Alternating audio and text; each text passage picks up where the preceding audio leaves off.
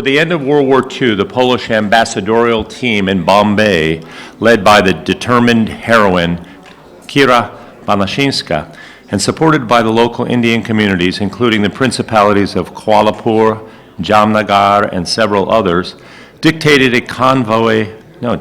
a convoy of food relief and other essentials thousands of miles to Iran, where Polish refugees from the Soviet Union labor camps had found their way on foot and were suffering, malnourished. Directed by Anjali Bhushan, based on research of Malgorzata Chasuf. And we're going to be having a Skype connection with the Indian director, and so Film? let's begin. Okay, super. This is a film that we've made over a long period of time. We've really researched it out. And my partner, Margozata Chozo, she's not with me right now, she's in Poland. But it was a really tough task. So I just want you all to know that we've gone into research with all the museums. We've also gone into paperwork research where Kira had a factory, Kira Banaszynska, who was the Consul General's wife in 1939 in India. This event occurred in around 1942, and this was the time of the Quit India movement. So the Indian government was not there. There was no sovereign state, and we were essentially under the British rule. So for us, this has been a very, very important film because it talks about how positively we can show a way of treating refugees from any country in any other country, and how positively we can amalgamate each other and be hospitable to each other without any interference into each other's culture, and live very, very comfortably, because the Siberian Polish refugees lived in India up to 8 years, some of them, and they are still friends of India. They still feel like they have a home in India. So the film is My Home India from the Polish refugees' point of view, how they feel India is their home still. And they come back year after year, for different generations have joined in and befriended each other. And the relationship continues amongst those refugees who are now citizens of the world. They're citizens of different countries, be it England or the US or Canada or Australia or New Zealand, France, Argentina even, and some in Africa still. So, and some went back to Poland. So for us, it is a very, very important piece of document, and we were tempted to write a piece of history on camera and show personal histories and how that makes for chapter in history that went missing and never got spoken about. Because there were more than 1.5 million people who were displaced, and less than 1 million made it back. But they came sporadically from different routes, land routes, ship even to India, which was undivided India at that time, so to Karachi and Bombay. And there is a small settlement that was made in Kolhapur, which housed 6,500 people, women and children and old people primarily. And also a small school that was started in Jamnagar by the help of Kira Banaszynska, who had a friend in the Prince of Jamnagar. It was all funded by the government in exile, mind you. But people were very generous and very giving and loving to the refugees who had come. So I hope you enjoy the excerpt of the film. We are running for the Oscars. We are releasing in LA on the 6th of December in Lamley and Chino theaters, and it'll go until 12th of December. So we really, really hope that history can be put in perspective through this film. And we are also aiming to make a very large fiction film on Kira Banaszynska and her work. Thank you. Thank you very much. Please enjoy. Bye. Welcome. Thank you.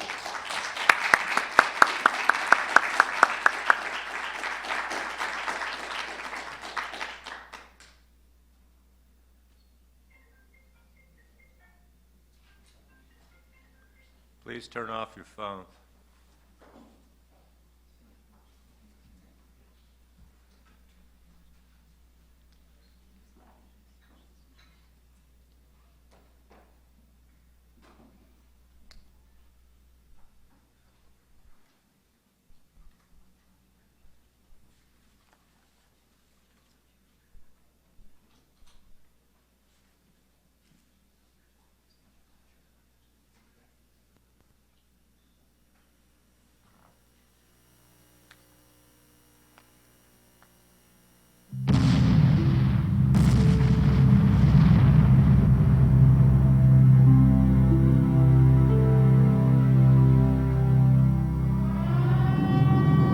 radio kept on the głaszam alarm dla miasta Warszawy.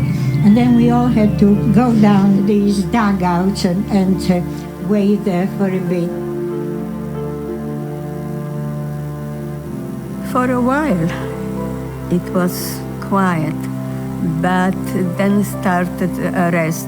One day you come in and there was no professor for that or other subject because he was arrested.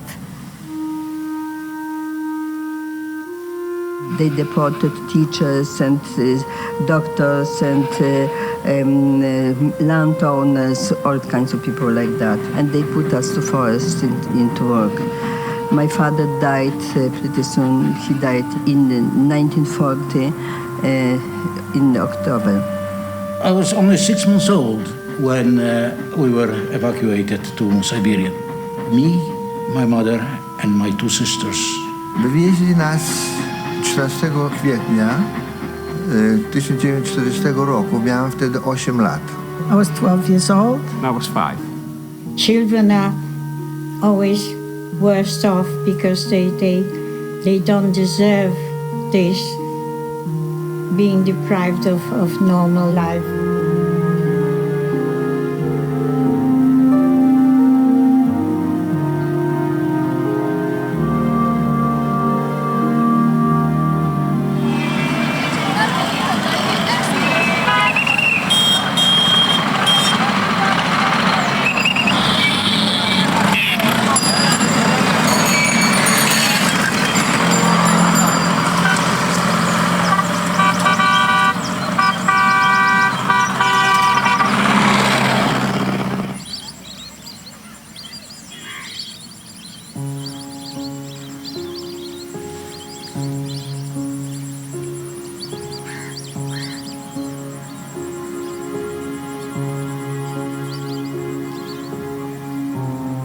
Na ogół cały nastrój w Indiach ze wszystkich sfer społecznych był nadzwyczajnie przyjaźnie usposobiony do Polski.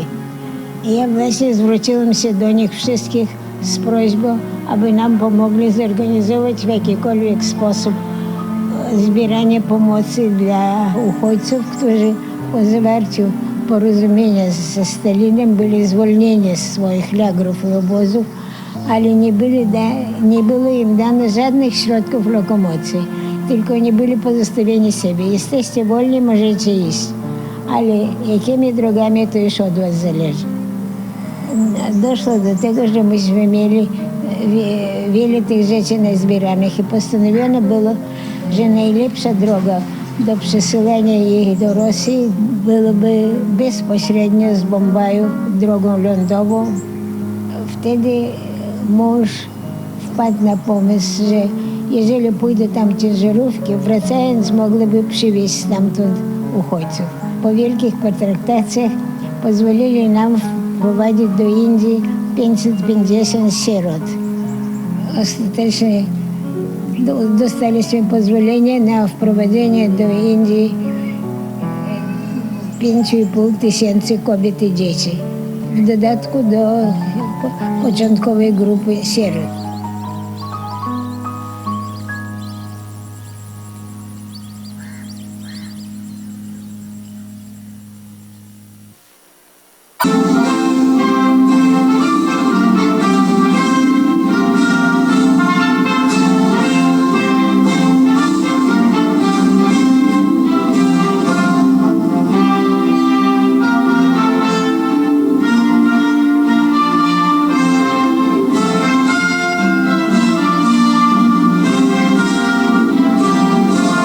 The Polish nation was in a tragic situation at that time.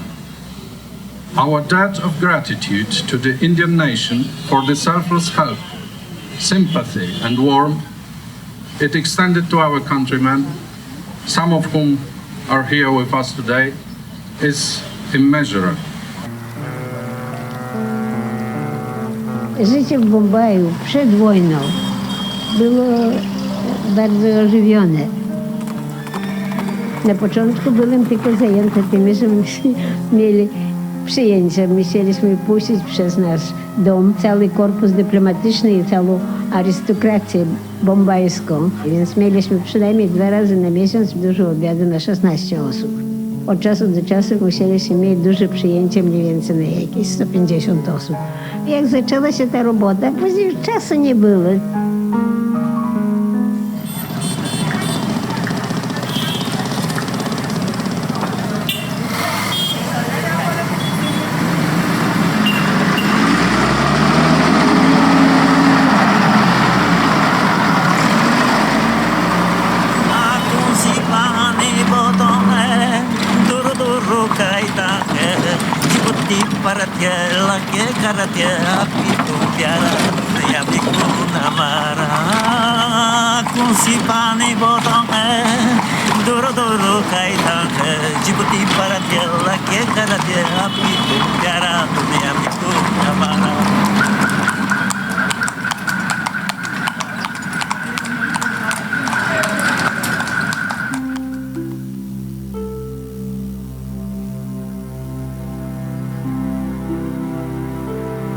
Pewnego czasu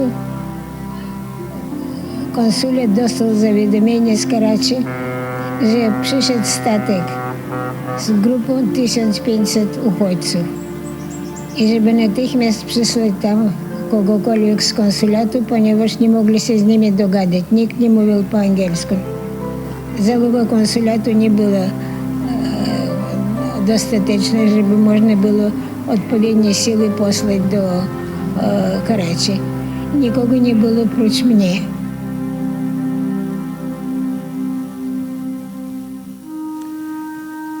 I met Mrs. Kira Banasinska in 1995, and I was listening to Kira about her life story, which started with the World War II, when 5,000 and more Polish men and women were given shelter by Mr. Gaikwad, the Prince of Kolhapur, and they formed their own, I would say, a small community living together. They had their own educational system, they had their own cooking, they had their own culture, they had their own get-together, and they were very happily settled there. Eventually, some of them got married to Indians, and they decided to stay in India. Kira was Polish. She became an Indian citizen, but I said, you can have a passport to show you're Indian, but you're still very Polish. Spoke English with a Polish accent, Loved to speak in Polish, and I love to hear her talking Polish. She rapid fire Polish. Ja nie wiem, czy dlatego, że nie tylko Anglicy tutaj, ale w ogóle niezależnie od narodowości indyjskiej. Wszyscy z nadzwyczajną wielką sympatią i współczuciem współpracowali z nami, pomagali i gdzie tylko można było, prawda, starali się ułatwić życie tym uchodźcom. Myśmy otrzymywali dary najrozmaitsze dla nich. Od Hindusów, od Parsji, od wszystkich narodowości.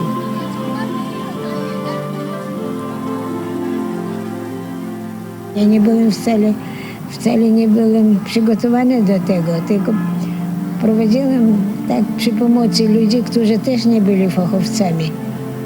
Tak, tylko robiliśmy to, czego wymagała chwila.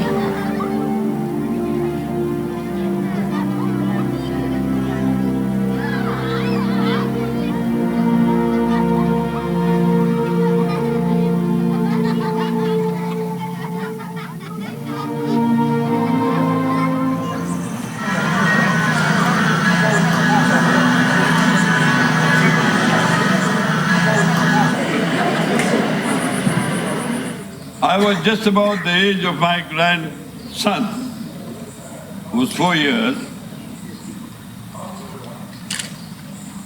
The Polish camp was isolated, but I had the privilege to visit it because my father and my father-in-law had a provision store. We were assembled in Kolhapur to see it once again. what Kolhapur means to all of you and 5,000 refugees who stayed in Kolhapur.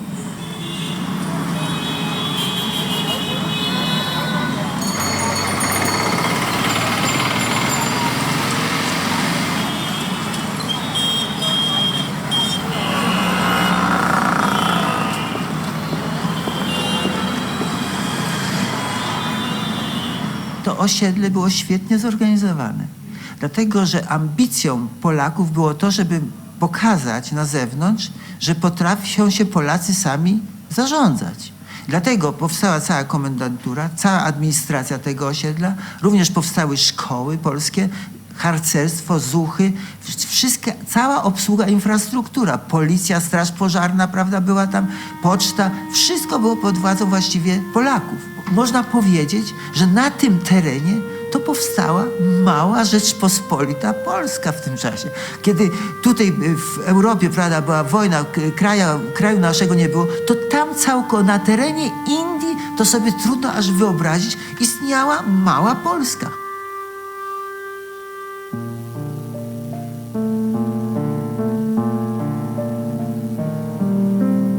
Kłopoty były z tym, żeby w jakiś sposób wszystko złagodzić, wszystko urządzić, wszystko zdobyć, prawda? I nic łatwo się nie daje, tylko to, że myśmy mieli masę przyjaciół w Indiach. I dlatego mnie to wszystko przychodziło dosyć łatwo, ale zajmowało pewien czas. Naturalnie człowiek czasami był wściekły na to, że to nie wychodzi, to nie daje, ale w koniec końców zawsze, jeżeli chodziło o zdobycie czegoś dla naszych ludzi, to nam bardzo łatwo szło. I to jest, łatwiej jest pomagać komuś niż sobie samemu, bo jak myśmy się sami znaleźli w tej sytuacji później. Więc ja nigdy nie prosiłam nikogo ze swoich przyjaciół, żeby mi pomogli, żeby nie psuć stosunków.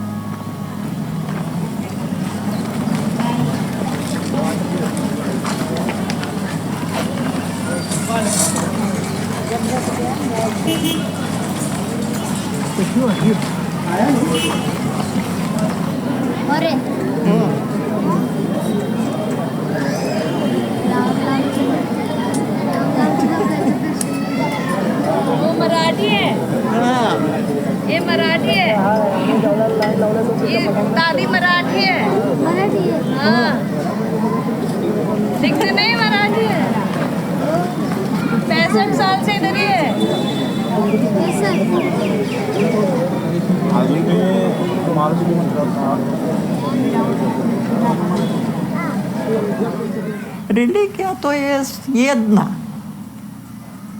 Myśl to jest ludzka.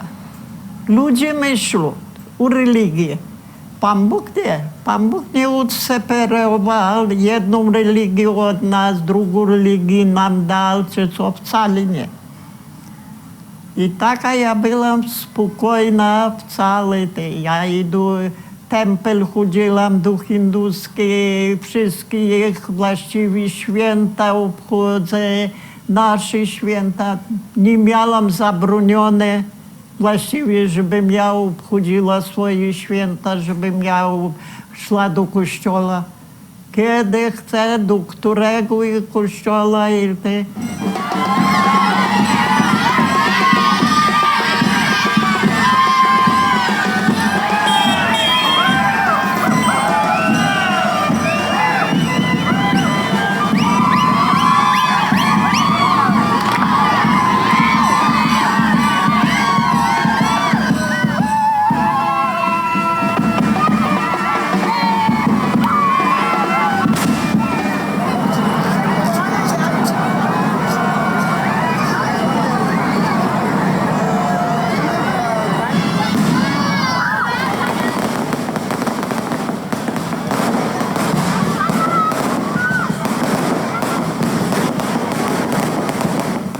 Was not particularly religious as such, but she had a deep religious sense, but not really in the sense of a church-going Christian. It was not that. She would have a crucifix in her bedroom and things like that. During Easter time, she would boil the eggs in onion rings, and it would have lovely shades of pink. And she would give me a couple of them, and she said that was also a Polish custom. And though she had never lived in Poland, I think she carried a lot of Poland in an abstract sense within her, you know. She derived her identity from it. After the Chinese aggression, there was this period when India became very strict about foreigners staying here, and Kira and her husband had to then take up Indian citizenship, decide to give up their Polish citizenship. And she used to tell me that, you know, people have either a motherland or a fatherland. In Poland, they call it the fatherland.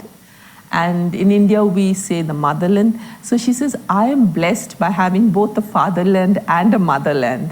So in that sense, you know, she integrated both those identities into her persona. Kira was Polish. Yeah, she became Indian citizen. But I said, you know, you can have a passport to show you're Indian, but you're still very Polish. Spoke English with a Polish accent, you know. Loved to speak in Polish, and I love to hear her talking Polish. She rapid fire Polish. Ja nie wiem, czy dlatego, że nie tylko Anglicy tutaj, ale w ogóle niezależnie od narodowości indyjskiej.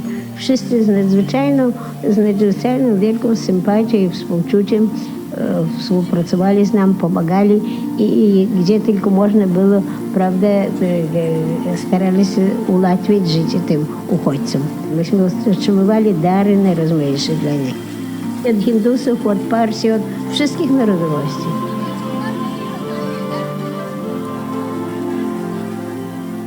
Ja nie byłem wcale nie byłem przygotowany do tego, tylko prowadziłam tak przy pomocy ludzi, którzy też nie byli fachowcami.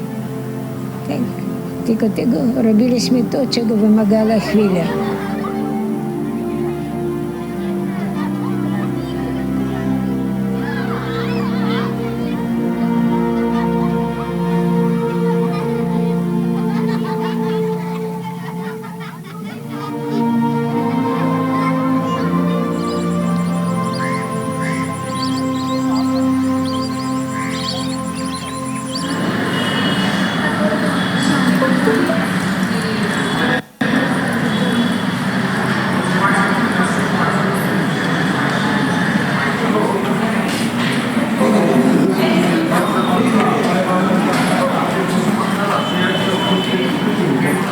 After leaving Russia and all the hardship that we suffered, Vojvoda was like a paradise to us.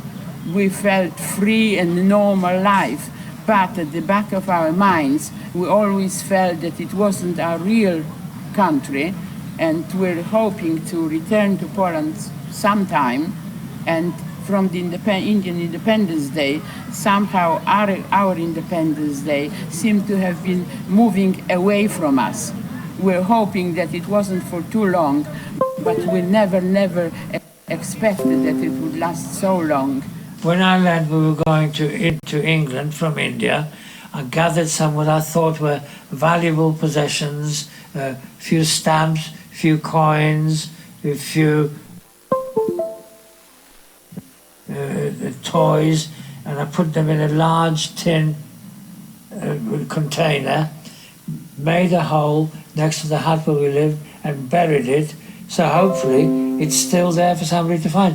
The thing is, the message I wrote was in Polish. Whoever finds this, remember I was here, I spent 4 very happy years in this place, Vojvoda.